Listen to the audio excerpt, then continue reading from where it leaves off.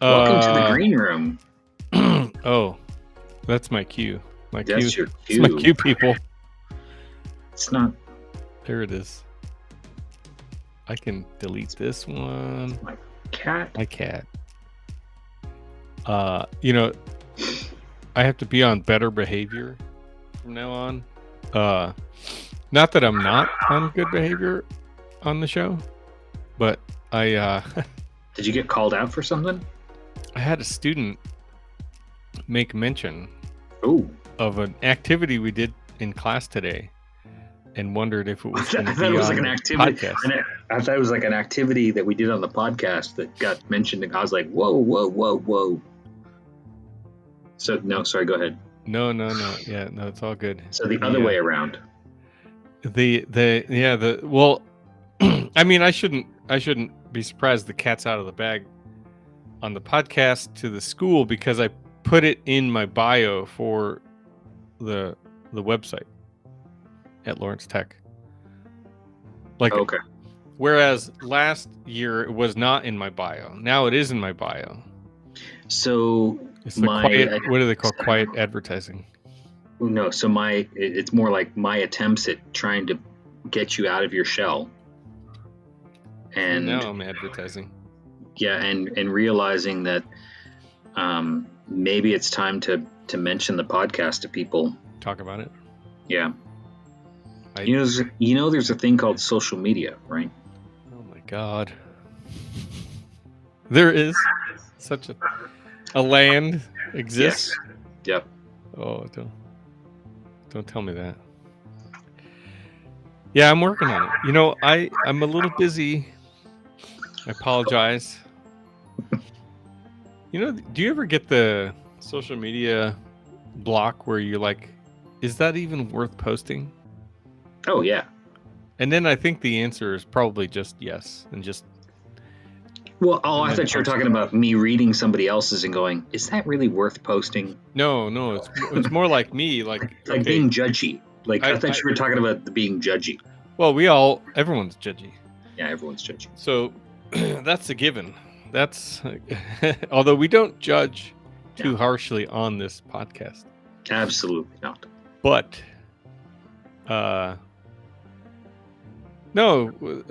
sometimes I just think I take a picture and I go, oh, I think that could be interesting, and then usually I don't post it right away.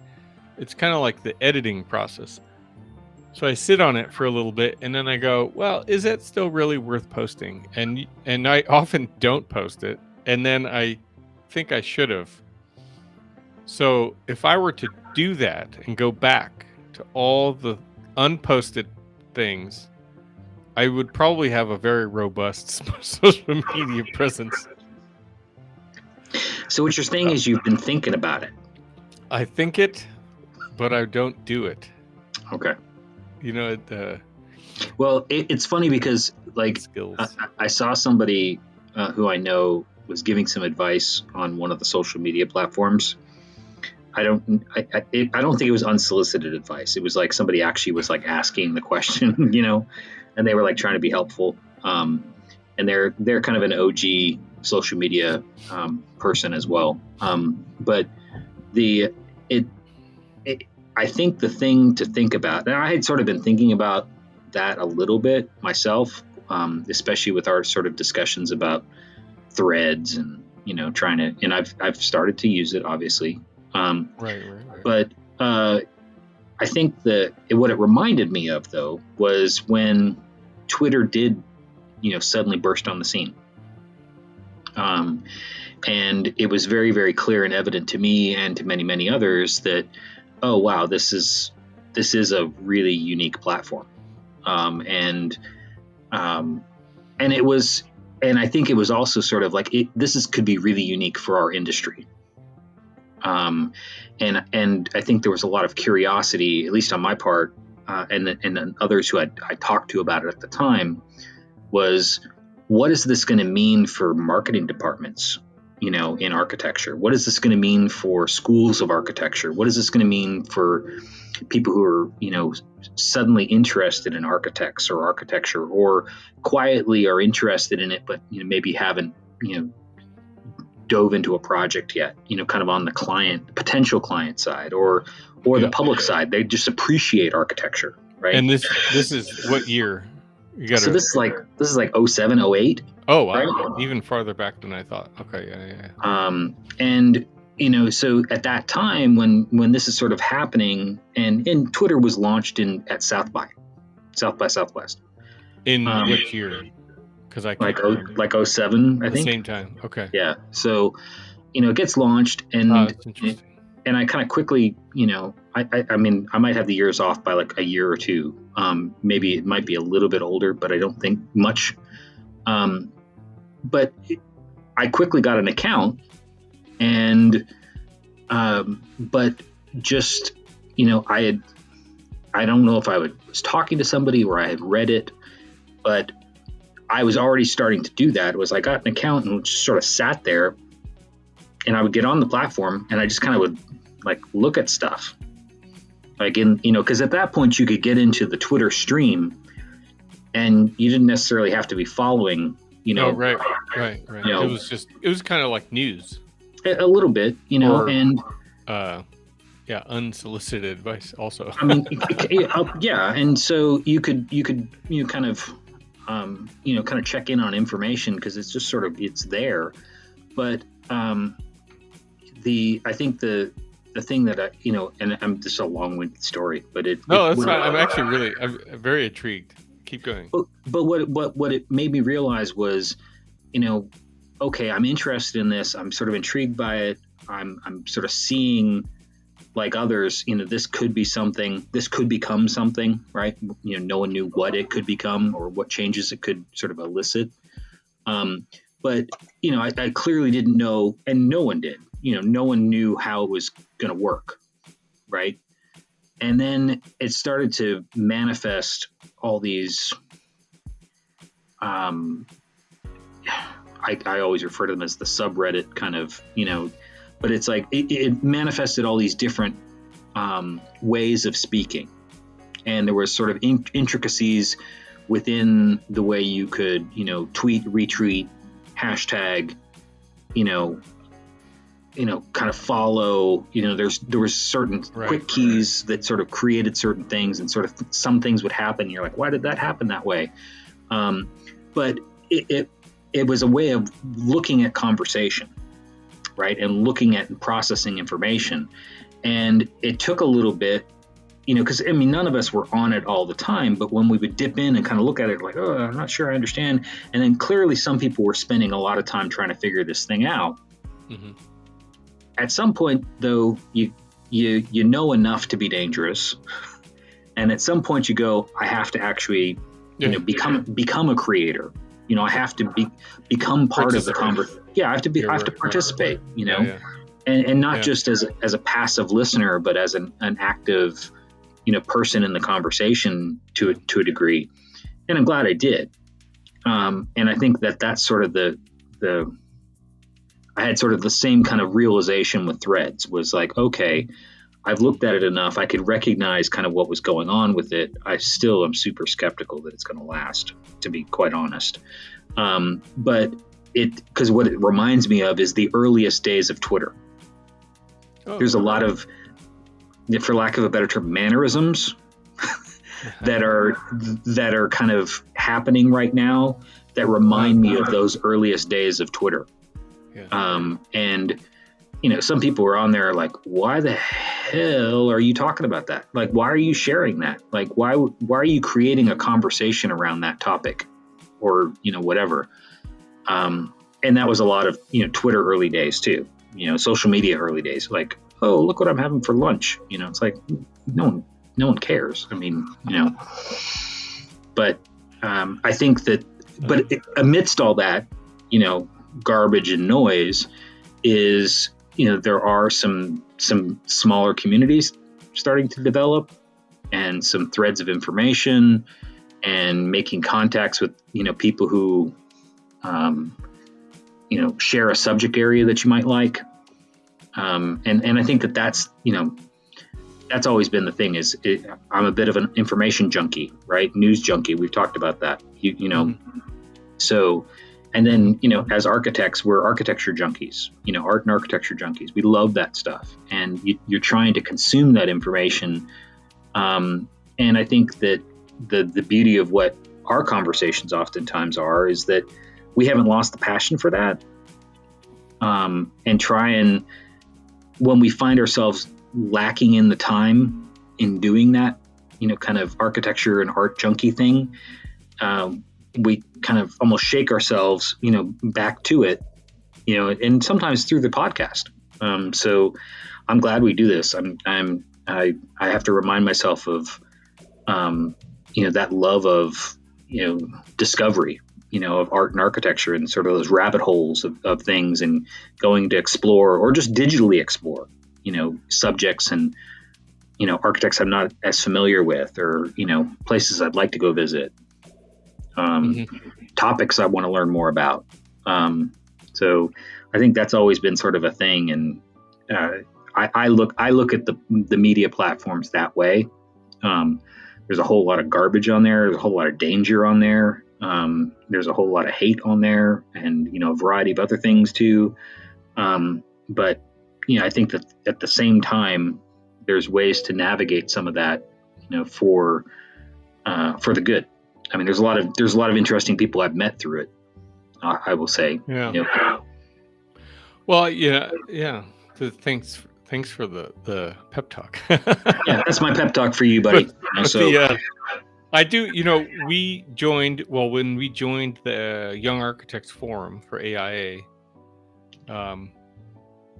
there was enough of a kick or a push to participate in Twitter live tweeting, say at conferences, throughout the years, and which then carried on after we rolled off our positions on the committee. But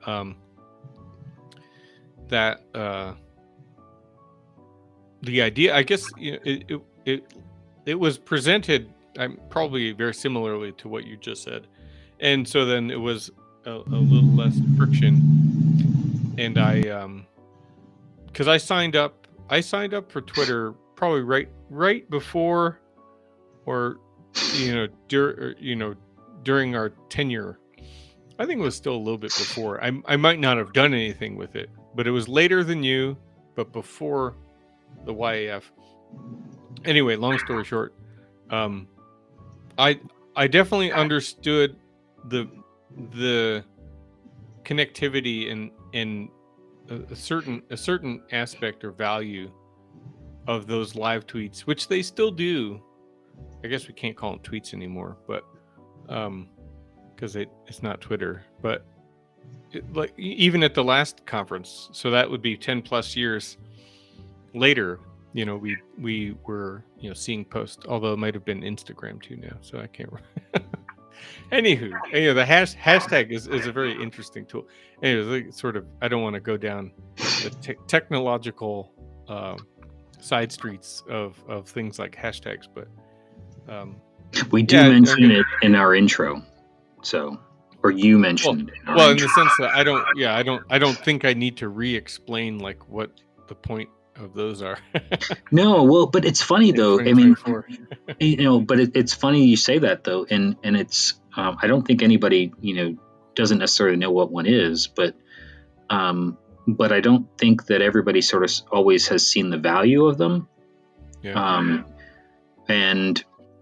or the recognition that there's sort of communities associated with those sometimes, and I think that was something that people always sort of thought of it as a marketing ploy and sort of a way to kind of brand what you're doing, and maybe that is to a certain extent. But I think that there was also there's groups of people that kind of gather around a certain term, and they're not doing that in a nefarious kind of way. I think it's like, this is the group of people that want to talk about it's community. It's let's talk about this. Well, it's similar to, we talked about last episode, which I need to finish the edit for the audio, but before you mention it, before you give me the poke the bear, But that software that I've been beginning to use, sort of note-taking software, where you can, it's built using, you can physically, well, not physically, but you can link notes together, but then you can also create tags or hashtags that are other reference points. And so that is another way of categorizing or cataloging. I mean, for us too, and anyone born in the 80s remembers card catalogs in the library. It's like that. Those are what hashtags are nowadays. It's like, okay, now I know where to find that subject, this, that, and I can kind of, people coalesce around that sort of stuff. But I did have to use on Monday. I did. I mean, this is not the first time, but in class, I used the "when I was your age" phrase. Ooh. Yeah. Like the whole phrase? Oh yeah. I mean, it would have not made any sense if I didn't say something like that. So. Well, anyway, welcome. Did you see how the cat woke up when you said that? You're just like. Yeah, I actually did see. When I was your age, Zuko pop up over your shoulder. It was. Yeah. It was very funny. I'll have to snip that out in the screen. So, let's see. In our green room, we have a chat here. Hey, Paulo, excuse me. 7th semester. I think we do remember you are in. Was it? Oh my gosh, was it Ecuador or Uruguay? Somewhere in South America, wasn't it? Yeah. Back me up, Jamie. Yeah. No. Well, anyway, welcome back. Yeah. Welcome back. Yeah. How are things going? Happy New Year. Yeah. Happy New Year. Well, let us know in the chat. That's exciting. The fun part about what we do. Well, and just like we're saying, it's like this is our. I mean, we do like to connect to people. I mean, that's why we like to share all this stuff. Yeah, it's like right there, connect. Where'd the camera go? Oh, there it is. Good. Yeah, I know. It's tough. Left-handed, I get all. It's the opposite day. Yeah, it's not. Day. Every day. It's just, this is the real world. This is real life. This is my left hand. Yeah. Well, and I don't know if you this is I'm not going to use your phraseology when I was your age, because that's not me. I try not to, but I do remember though the fascination. Yep, Ecuador. Good job, Kurt. Now, if Kurt's able to find that on a map, because we know his geography skills are, it's all about the state of Michigan. From Michigan, yeah. Yeah, he's only got one hand. But it's like the in real life tweet up, like where you were meeting up with people who you only knew through Twitter. Mm-hmm. You remember that? Sorry, I'm trying to manage the chat at the same time. Come on, buddy. Come on. Multitask. Left brain, right brain. It's one of those, yeah. Sorry, repeat. No, I was saying, do you remember the magic of the actual tweet up, where it was we're actually going to meet up in real life, with people that you only knew through an online experience? Yes. Well, which then kind of casually then reoccurred every year at the national conference. Yes. Right. I mean, and I think that was the thing, is that it's, we've talked about it. If you go back to, I think, that first COVID year, so 2 seasons ago, right? The 3 seasons ago. Gosh, yeah. So when we were super excited, we were all excited about going to the conference in LA, and then that didn't happen. You remember? Am I bringing up bad memories for you? I mean, yeah, Yeah, I know. You got the shirt on and everything, but do you remember though that as we were talking about all that stuff, then when the conference did happen, it pivoted to being online. Oh yeah. we started doing all these kind of like webinars and Yeah, right. all this kind of stuff. It was like, wow, the magic really kind of gets sucked. The room, like all of the conversation, that we would have, at conferences, it was trying to, in some instances, pick back up on all that sort of live tweeting at the conference. And if you remember, also that year there was some people making some missteps, on broadcasts and stuff, and people calling them out in the chat, feature. Yeah, there was a little bit of drama. Yeah, a little drama with the chat feature. People were learning about the chat feature. So, well, then didn't we also kind of have? There was kind of a Twitter side conversation. Oh yeah, well yeah. Then there's also that was the beauty of it. There always was a parallel conversation to what's going on. Right. But it was just like, now suddenly all the other people who didn't even know that people did that in the before times on Twitter were actually seeing it in real time, because they're sitting there on this webcast and somebody had in their office or home, probably one of their kids had shown them how to set up their web camera so they could actually see all this stuff. And they're seeing this chat going for the first time in their life.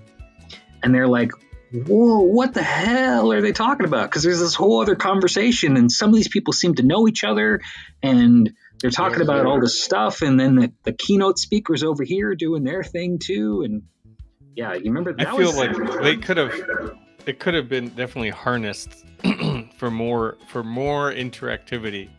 But as a teacher myself, right, at the moment, also teaching, working, I got to take or give it all with a grain of salt, because it's hard to adapt things. How do you steer a freighter, right? 1 degree. It's hard to like adapt quickly. Oh yeah. But if you were Titanic references now on the podcast, ahead, yeah. Iceberg ahead. There was quite an iceberg. Anyway, these are fun tangents, which, the pro upside, fun tangents.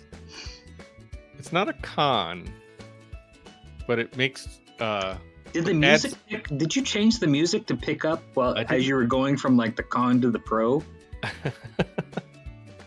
Now this channel. Are we like in a Hallmark movie right now? It's called corporate. Oh, this is totally corporate. This is like corporate radio. They were getting kind of dark, so let's get a little upbeat in there. Let's fix that. Change the tempo. Let's move it from 4 to 7. I wonder if they can work that quickly. Anywho, so my point. Are you saying they're listening again? Yeah, I mean, is corporate listening to us? Is that what you're saying? Corporate's always listening. Okay. Where was I? Is that it's not a downside, but it just it makes more work for Kurt the editor, but it is fun work seeking out these little outtakes. So it's gonna happen, Jamie. It's happening. Okay. Before months end, we will have a bucket full of clips. Yeah, I keep hearing about this bucket full of clips. Months end. Well, I have a story that I'm waiting for. Oh, for the real episode. Show. Oh, good. That will hopefully, it's about school and the first week that we're in right now, and how well it's going. In my opinion. I've got a social media story for you. That's why I was very happy to have my little diatribe. So I won't do it again in the episode. So you okay. You won't talk more about social media. Well, I'll mention it, but wouldn't that be nice? I'm just kidding. Poor Paolo. He's like wondering, like, what? He's like, when are they going to talk about the coffee? Beating each other up. Okay, so stay with us. Should we just go into the? Are we ready? I think it's time for the episode. Let's. So we're going to go into the formal episode. Hit the intro. Paolo, hang tight. We will be right there. I wish these buttons were a little closer together.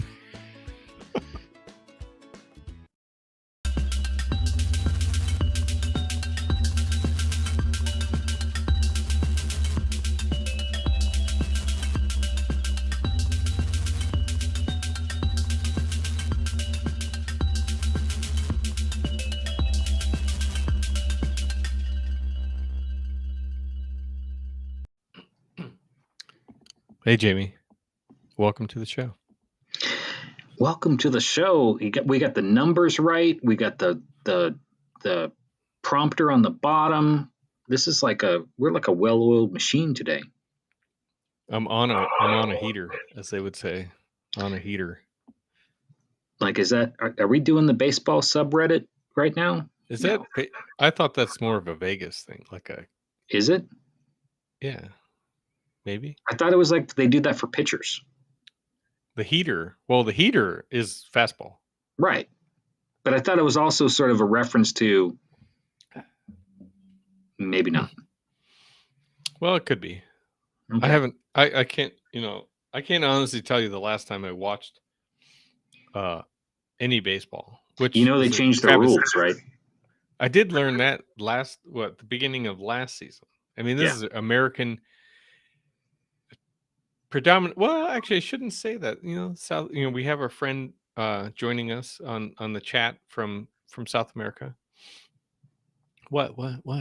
You say it's predominantly American. I'm like, I'm Canadian. But you're North American. But it's not just baseball is pretty popular. However, not as popular as the other sport, football, soccer, football. Okay. You're a big fan. Yeah. I digress.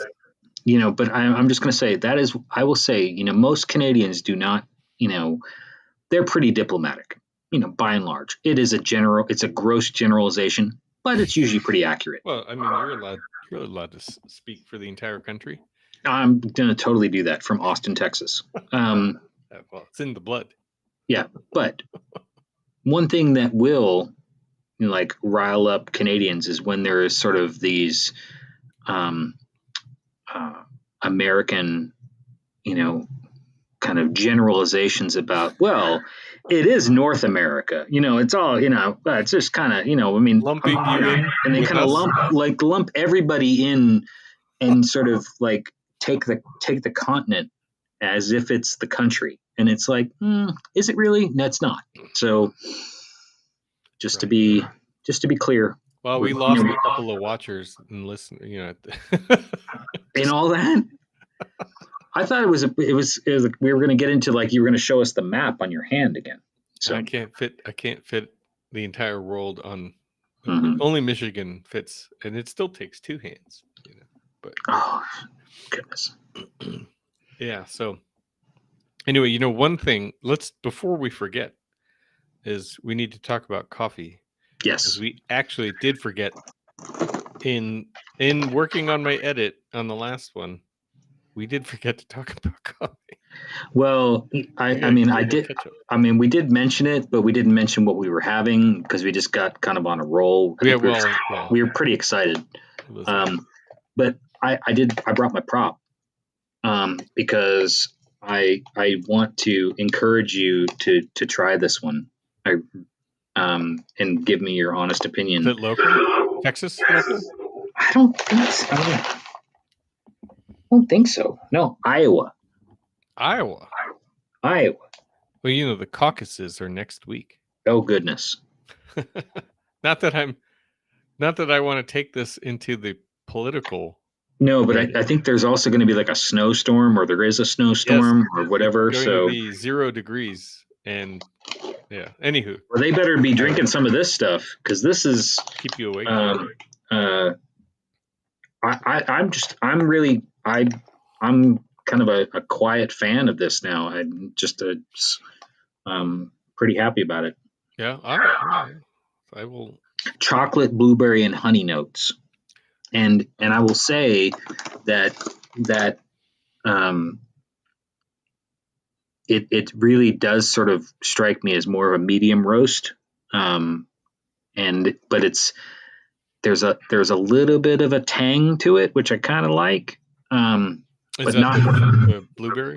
I think it is. I think it's the blueberry. And not where like it's a citrus, because the citrus has sometimes can go a little bit on the sharp side, and you get that sort of almost like that weird aftertaste, kind of the bitterness, of it. But this is nice. I'm particularly fond of it. So it's the black and gold. So for those who are listening, Oh yeah. Yes, thanks. Well, I'll have to keep an eye out. And actually, so and it's got this kind of cool label. Like I don't think this is. have you had that before? Because I have had it before. I did. Yeah, it's the crown. And so like I bought it once, enjoyed it, forgot about it. Yeah, okay. Needed to get something, saw it, and was like, oh yeah, that one was really good. But what's funny is, I will say like the crown like immediately made me think of Basquiat. Mm-hmm. Which is what I remember. I think we talked about previously. Right. Yeah. But then like I didn't show you on the side. So the side panel, like I think that they maybe were thinking the same thing because they tried to do some kind of weird graffiti thing. Yeah. It's not working. So I think this not being judgy, coffee's great. They could work on the side panel. So next time. Good point. Now, well, I'll tell. So what I'm drinking is actually, I went back to the little local. How do you call it? Small grocer, right? Like your organic kind of, the bulk food store that I've been to, and got a pound of a dark roast, and I got a little bag of this. It's called Sputnik, and it's a Chicago-based roaster, so it's a little small batch. Got a little bag of that, 8-ounce bag, and it's kind of a medium roast. It's pretty mellow. It's very close to our own Coffee Sketch podcast coffee, actually. Okay. And so I got both. I was like, well, first I can't buy just 8 ounces of coffee because it's not going to last long enough. Right. You might not get home. You might not get home. Like if you had a roaster, imagine if you had a roaster in the car, you could be like. Well, fun fact. Sound effects. The family that used to live next door, he actually has a little shed where he roasts coffee, small. But then they moved to Alaska, so the fact is now not so fun. But although the process, you're like fun fact from history. Alaska. Yeah. Anyway, so that's what I've got now. Coffee drinkers tend to find other coffee drinkers. Do you agree? Yes. So there's a new faculty on the design. So we are the College of Architecture and Design. So on the design side, there's a new faculty, full-timer like me, who moved in last semester, but we were just getting to know each other, right? And we're all busy, so I didn't get to talk to him too much. But then next to the coffee pot shows up a little one of those hot water, instant hot water tea kettles, right? You hit the button and it starts heating up. And I was like, "Whose is that?" And then is that yours? Is that yours? And he's like, "Yeah, that's mine." It's like I do pour over coffee. I don't really like the Keurig stuff, And so don't tell him about the gas stations. No. Like if you've made a new friend, don't tell him about the gas stations. I've evolved since then. However, Justin is his name, and we actually were talking this morning, and he had just made himself a cup of coffee that he grinds the beans at home, brings it to campus. It is his. I was more excited about his, today than mine, just because the name is it's named lobster butter. So if you eat lobster, lobster butter is the good stuff found inside, inside the shell next to the delicious lobster. Anywho, where did he say it was from? I think it was I think it was a Chicago-based thing too. But I'll have to double check next time I see him. But anyway, I think a little gift bag of coffee sketch coffee. Oh, I thought you were going to say you were going to send me some lobster butter. Well, I have to find that.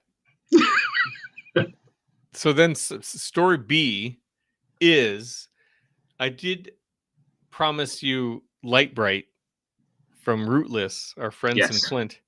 Yes. We'll have to hold on that, but I will promise I will fulfill promise with on the bet from last February. Not the bet.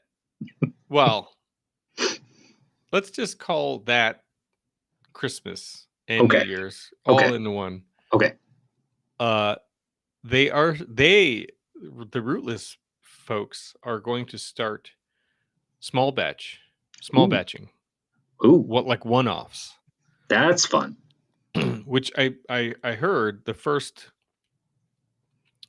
is coming out soon, which I believe, I don't remember. I'm not even going to tell you now because I can't remember, and I want to just leave it as a surprise. So to make up for my failings in the past, I'm going to. This is the Scouts. I don't know how many fingers. I wasn't one. So I was. Yeah, I didn't make it that far. Anyway. So that's exciting news from our friends at Rootless. Well, some other exciting small batches. Other exciting news from Rootless and a transition to our continuing story from the green room about the interwebs. Rootless posted, we were talking a little bit about, like, why does somebody post that? Like, why do they make that statement online? Like, why do they try and start that thread of that conversation?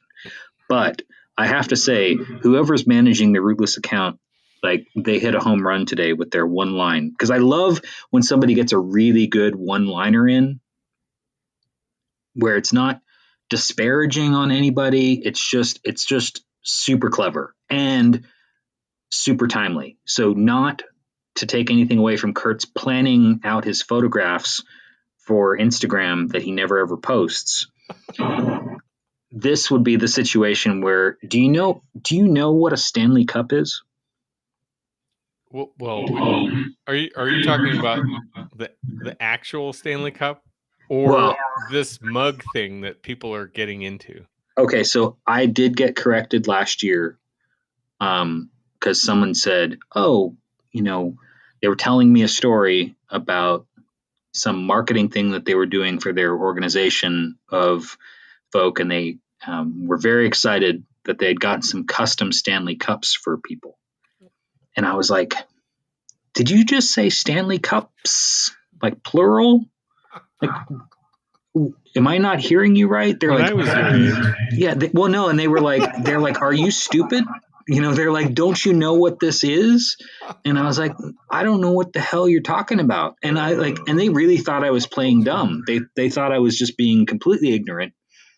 Now, so then fast forward to the holidays in this last couple weeks, and apparently people are, all, if they didn't know, like I didn't know, like back in the day, I did understand, I learned, but You're a fast learner. Yeah. I'm a fast learner. Sometimes, maybe you catch right up on it. So I knew, at least, I don't understand, but I knew, what this whole hubbub, there's a term for you, of this Stanley Cup business this last week or two or so. And so Rootless, post. Did they get on it? They're like, I'll tell you what kind of, there's only one or something. Gee, now I'm going to ruin it. Do I need to look it up? I could totally look it up. Man, I want to get it right. I want to get this right. So, and there it is. Oh man. Oh, I got it. I prefer the Stan Lee cup, to be honest.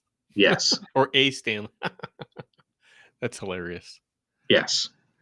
Sorry, I just you got me super geeked about it. I had to jump through the draw for me. So for those full keyboard down here with lights and everything. Yeah, I know. I mean, you can't find the sound effect buttons, but I know, right? We're gonna get there this year. So I would like a Stan Lee cup, to be honest, as well. Not a Stan Lee cup. Yeah. Unless we're talking about like, my dad and the Stanley Cup, which, hockey family. Speaking of which, if we got to hear a lot of good hockey stories at the holidays, by the way. If we can, let's circle back. I just used the dirty phrase of the business world. Let's circle back. But that's almost as dirty as when I was your age. Yeah. Well, that's the academic world. So I've blown that. I've blown it all this week. I've got the academic phrase and the business phrase. But before we talk about some great stories, I was talking. Let's do the sports. Yeah, let's get them all in because while people are going, is this an architecture and art podcast about coffee? Like when does that come in? Sketches forthcoming, but we got to do sports. Well, we got through the coffee bit. We got through the intro pretty quick here, so the just got to fill the space, man. The okay, so sports world, we just finished. We wrapped up the college football bowl season, right? So over the past month, 4 weeks, let's say, because it spans between December and January and all this timeline. But did you see the Pop-Tart bowl? Pop-Tart? No, I saw the Cheez-It bowl. Oh no. This is part of what I was. You just look that up and enjoy all that video content. Did you see the Duke's mayonnaise bowl? Oh yeah. That instead of getting, the tradition of dunking your coach with the Gatorade jug, they now staged this dumping of mayonnaise on your coach. Which, anyway, but I did wind up seeing that. I didn't want to talk about that. Now. As much as I love mayonnaise, especially on my turkey after Thanksgiving, with Jamie. No. There's cold only turkey one, and mayonnaise is the snack. No, it's not. No, the only thing that you put on cold turkey as a snack is cranberry sauce. No, well, I'm okay with that, but man. fresh cranberry sauce is arguably the easiest thing to make in the kitchen. That is one of the tastiest things, and it's relatively good for you too. We need the audience to chime in. Feel free to email Jamie at. I do want to hear about your mayonnaise and turkey stories. That just sounds. Well, anyway, as much as so, that's not why I got into this tangent. The point, circling back. Tying into the Stanley Cup is a discussion that I had with family and friends about significant bowl game trophies, right? So college football Pop-Tarts. Well, but I didn't see that one. But to me, they have slots in the top of the football for Pop-Tarts to go in. Well, if it sticks, right? The thing is, it has to last longer than one season. This is true. Pop-Tarts continues to, like the Orange Bowl, right? They also ate the live mascot. Did I tell you that? So at the end of the game, when like they're going to give them, it was a Pop-Tart. It was a Pop-Tart, and the Pop-Tart was they were a little bit, what's the word? Fire. They were fire, like the whole time. Like they were just like, it was crazy. And then they got like they put the Pop-Tart in the top of the toaster like box that was about the size of like a van. Rolled it out on the middle of the field. Pop-Tart went down, waved goodbye to everybody, and then came out the side, and then the winning team just devoured it. I gotta okay. All right. See, that's way better than the mayonnaise thing. But I would totally agree with you, though. There was like real tears watching some of this stuff, where you're just like, this is too awesome. This is gold, and this is so insane. But I think you're right, though. Like, did they do too much the first year to, have they upped the expectations of Pop-Tart Bowl year 2? Well, you don't want that sophomore slump. I mean, you just don't want it. So, which is establishing a tradition, which is kind of the point that I was trying to make, right? Is certain levels of consistency, memorable consistency, right?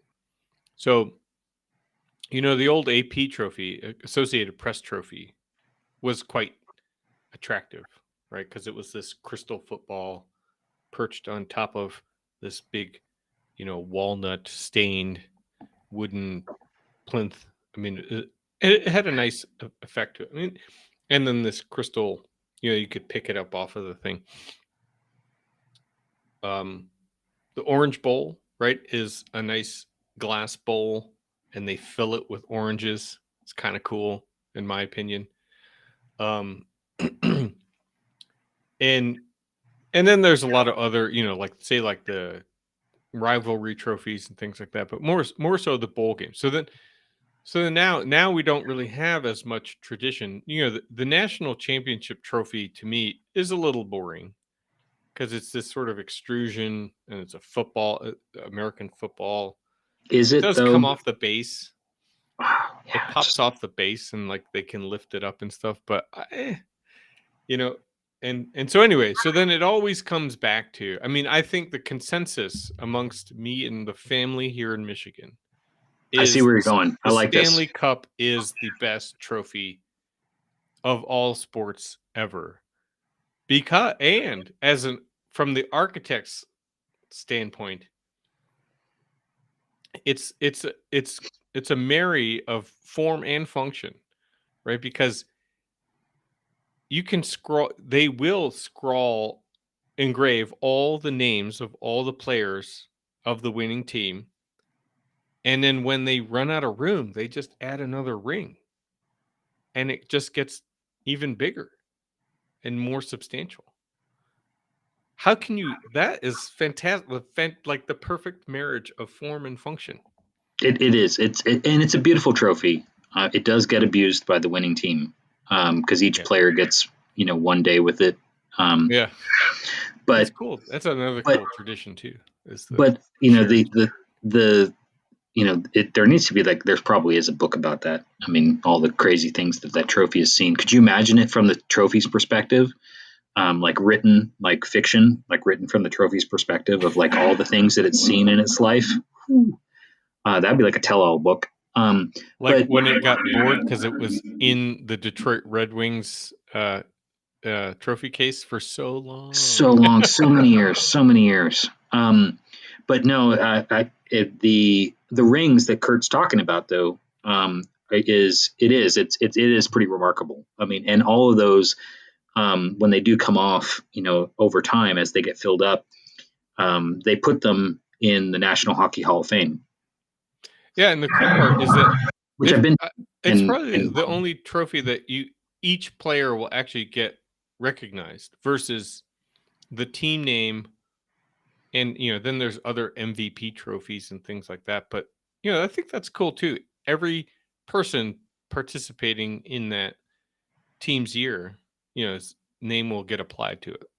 You Yeah, don't see that elsewhere. it's it is it's a unique trophy. I don't think there isn't like another one like it in sport.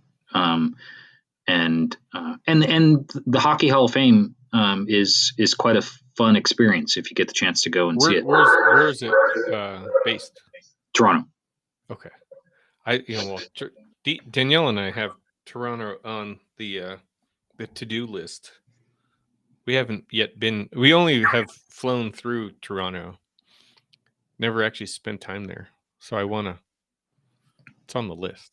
So. Yeah, I took M and my folks there, and it was fun. I mean, it's got the typical kind of interactive exhibits, but then also sort of and the memorabilia, but it's it's a sport that's been around for a really long time, and the trophy is pretty amazing. And so all those displays, it's totally worth a visit. Yeah, that's cool. So thanks for obliging the total tangent, sports tangent that we often probably find ourselves. But so again, we just finished bowl season, and Michigan came out on top, 15-0, national champions. They're like, where are they on the map? Ann Arbor would be, let's see, Flint's here, so then Ann Arbor is like right here. Okay. For the visual learners, and for those that have their own opinion, they can. I mean, I'm approximating for the camera, but I did watch it. Here in Flint, the Capitol Theater, which is a historic landmark in the city of Flint, designed by John Eberson in the late 1920s, Art Deco / thematic or atmospheric. He was known for atmospheric design. They hosted a watch party for the on Monday night. So me and a neighbor who's alum from U of M Flint, we got tickets, which were free, which was cool. It was free tickets. Just had to sign up, and we watched the game on the big screen that they had, and I mean, it's cool. It's just fun. Michigan. I mean, me. I mean, I talk about USC so much. Everybody's probably tired of it. So I had to park it for a day, and Jamie's the Aggie. I had to park it all for a day to root for Michigan, which was fun. It was fun because it's exciting. Now I live here. There's a great atmosphere around, Michigan fans and things like that. So, and the Lions are in the playoffs too. So, I mean, can we go 2 for 2 in the state of Michigan? Or they're gonna meet my Niners. So, well, they have to meet Matt Stafford, their former quarterback. Excuse me. That's just going to be round. That's just going to be fun to watch, regardless. It's emotional. So that'll be emotional.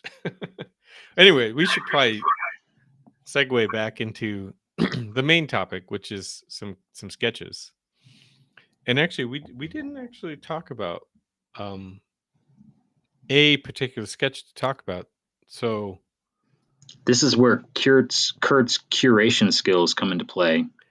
But you have a few from this week that are quite beautiful, and I'm gonna post them right now. And given the time, we can keep this brief and save some for future conversation. But I think I will choose, if you let me, this week. Well, I will absolutely. No, I was going to absolutely let you pick, but I was just going to say the one thing that, knowing we would be pulling them all up, is that the last three from the last couple days, I think all, and I don't find myself thinking this until sometimes when I'm getting reflective about my sketches, is that they're all completely different, like subject matter, style, technique. I have moments like this where each day is drastically different. they don't come along a whole lot, or we haven't talked about them on the podcast all that often when that occurs. But it just sort of struck me myself, for this episode. Were they? Yeah, actually, that is a good point. And were these in particular 3 days in a row, or were they just sort of spaced out? Oh no, these are 3 days in a row. Yeah, so being 3 days in a row is quite interesting. So actually, given that, I'm gonna pick executive decision here to the farthest to the right, which is actually the most recent. There's chronologically, I think the other two came first, but the reason I want to skip ahead a little bit is the story or the segue I was mentioning earlier about class today with my students. So I opened up class this morning and I said, I handed out, because I didn't want any friction, and I handed out blank sheets of 8.5 by 11 paper. And I said, we're going to sketch. And this class is acoustics, electrical, and illumination lecture format. So it's not a design studio. The studio's in the afternoon. This morning, it's the other things they still need to know, right, in order to become architects. Not necessarily known for sketching and design exercises, more known for listening to Kurt blather on for hours and hours and hours about light fixtures. But anyway, I handed out. I'm trying to change things up, and some students may actually be listening. But I'm trying to mix it up a little bit, and also tap into what we talk about here as use the hand-eye, coordination, communication, right? Use the sketch as a communication tool. So today, being the first week of class, I only asked for them to pick out a building of a favorite building or an aspect of a building. Like for me, I love wall sections and thinking through detail in section like that. And then so I said, well, could be a wall section, could be a footing detail, could be a window, could be, and it could be anything. It could be a little snippet or like a axon or a perspective of a building that you like, that you wish you knew more about. And I have to, like, I'm required to like take attendance, do those things. So I was like, here, handing out the paper, and I'm like, you do that and I'll take attendance. And then 10 minutes, and then make sure before you leave, drop it on the desk in the front of class. And they all obliged without pain. And I feel I didn't ask for the feedback yet, but I'll try and touch base with them next class. I feel like it created a little bit more of a engagement for the session, because instead of passively sitting in class, they arrived first thing in the morning, first class of the day, and then were asked. I didn't force them, I asked them to, like, use the tools that we use in practice to communicate with our clients and contractors and engineers, consultants and all that stuff, because you won't always have your computer in front of you. So that was the point. And so your sketch, to circle back, but to tie it back into your sketch and the sketches that that you're producing, that I'm grateful for every week, reminds me of some of the sketches that I saw today, which begun, because I gave him about 10 to 15 minutes, and then I started, they were allowed to continue with them, but I started presenting the material to class, so they might have parked it. Exploring.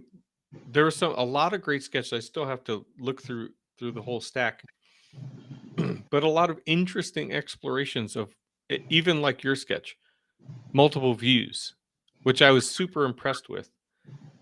Thinking through 2D, 3D, plan, section, elevation of particular design elements, and so I'm extremely proud and impressed, and not of myself, of my students.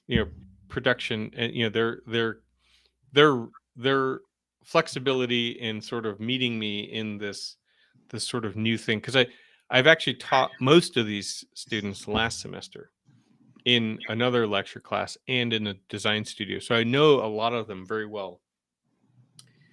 And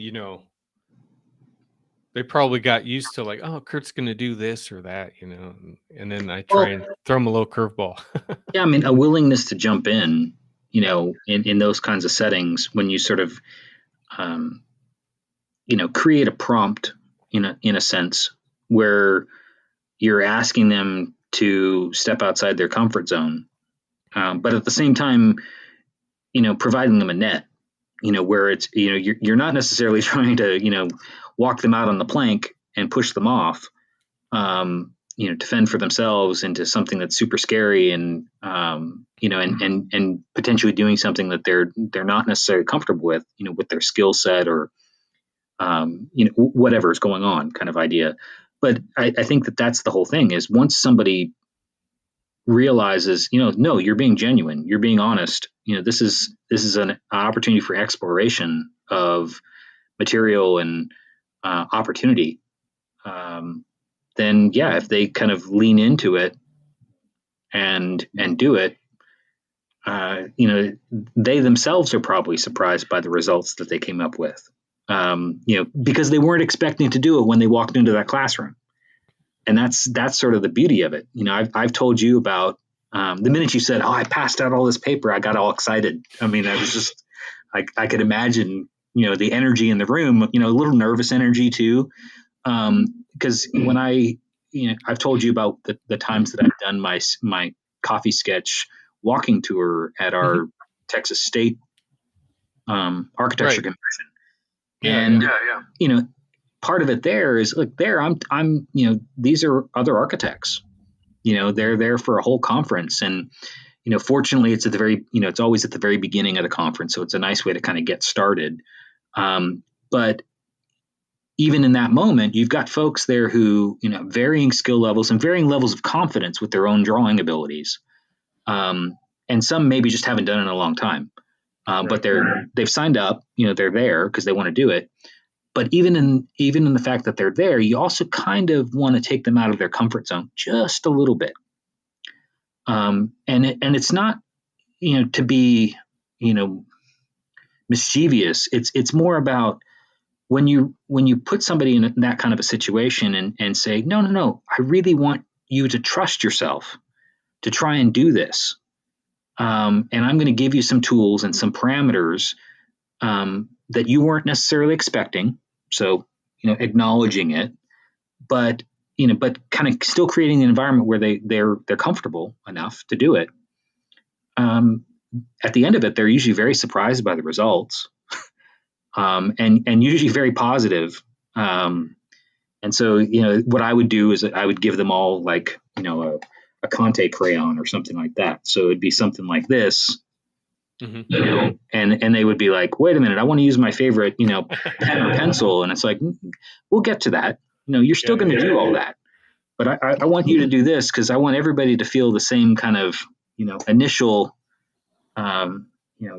nervous energy, that trepidation, but, at the same time, excitement about, what are the results of this going to be? How crazy is this guy? Yeah, exactly. And yeah, we had a brief little conversation about tool, pen, pencil, favorite implement, things like that. Maybe I will continue. This is the hint, if anyone's listening, of my students, that there could be a challenge in the future of using one over the other, or things like only in contour line. don't lift your pencil, things like Or that. if Kurt shows up with a box of Vine charcoal, because it's the least expensive, and you can break it And very easily and hand it out to a bunch of people. that Yeah, would be fun. But yeah. the other thing too, which reminded me as you were talking, is our fantastic conversation with our friend Stephen Parker, who runs those drawn out uh, um, mental health care related focus groups with architects and clients, or users, building occupants, things like that. So not always architects, but say administrative staff, that people are not comfortable or not trained in sketching, but using that language of the sketch. And that's kind of also where I'm visually sort of tapping into some of the sketches I saw today, and just seeing the outcomes, or the results of some of the sketches, and thinking about our conversation with Steven, and how that created a playing field, for a lack of a better term, uh, to create that. There's a bit of the nervous energy, like you mentioned, that comes to it, but that it's relatively level, right? It's not about right or wrong, or better or worse, or any kind of criticism of the outcome, but it's about the act, the production, the process of using, putting something on paper and generating something at the end of the day. So I And hope to try in and that visit process, more. there's also the check-in. It's the sharing of it, which we've talked so much about on this podcast. Is so many of us, myself included, would draw in our sketchbooks and not show anybody. And that was always sort of the remark that I would get from people who would go to my workshop was, this is really great. I haven't really shared my drawings and my sketches with other colleagues in so long. I haven't probably done it since school, when I was forced to do it. And so, and they realized that when, I'm dropping sketchbooks on the ground, or my own, or flipping mine around, so halfway through a drawing, just to explain something, it's about process, like you say. And it's, product, we all can get to a product, and we can all, be judgy and whatever, at that end. But the creative act and sort of building up the spirit of that involves what you did with your students today, and what we're talking about with my sketch here. I mean, I don't know if you caught the hashtags on this one, but, you know, I referred to this one as scribbles. Right. And But also, what was first the other blush. hashtag? What's that? First blush. Yeah. First blush. Which is a great. I think that I like that. I did notice that. I forgot exactly what it said, but that's why. It helped me tie in all of what I did today too, subliminally, or behind, because I didn't know you were creating this at the same time. But yeah, the idea of that first blush, being a quick sketch to generate an idea. I imagine, you know, whatever you're thinking through, may or may not result in the final product, but it generates a framework or something to start from. Well, and it's also one, in this particular drawings case, and I'll leave it here for my description of it, and it's maybe something for you to think about as you move your exercise forward, or re-envision it for a future, class session. As if one were to look at this sketch, would you think that I drew any part of it first? Sort of a question to you. Do you think that do you think there's a drawing? Because folks who can't see the sketch, there's a couple of different points of view, like Kurt was describing, sort of seeing it in section, seeing it in plan. There's some detail elements. There's also a perspective, all on one sheet in a very small sketchbook. So Well, if it were me, it probably would be the section, because I tend to think about the z-axis or the vertical, right, and how things stack. Um, and I don't know. So I'm going to make that guess So, only in the framework of me, but right. not necessarily in the framework of Jamie. So what if I told you that it started as a quick perspective to try and get ground and ceiling and establish space, but that was only a framework. There was no sort of detail in that. Right. And then quickly, the lines from that initial kind of framework, I brought some of them down and started working through, like you say, the section. Like, okay, is this ceiling that you're seeing in the perspective, is it flat or relatively flat, or is it a little bit more canted? The perspective can be deceiving, because it is sort of a real forced 2-point perspective. But the section sort of reveals a little bit more about the architecture and sort of where my head's at. But immediately at that point, then I start to think about carving, and this sort of idea of in section, sort of carving the ground plane, and realizing that this building is sitting, or this pavilion is sort of sitting nestled within, a floor plane that maybe itself is changing on the interior and then maybe reacting to the exterior. And so that sort of brought me to a plan where I had to start to figure out what are the adjacencies of some of these spaces. And then at that point, I'm also moving back up and sort of adjusting the perspective, and sort of figuring out pieces of it, both in perspective, thinking about inhabiting that space, and then also trying to work it out and plan at the same time. And then there's also the sort of peel away where I'm kind of trying to think through like a funny detail that sort of emerged through these other drawings. Yeah, I could see that the haptic, or the sort of relationship to the human scale. But yeah, no, I could totally see. I mean, I probably knew that in the back of my mind that that's how Jamie develops.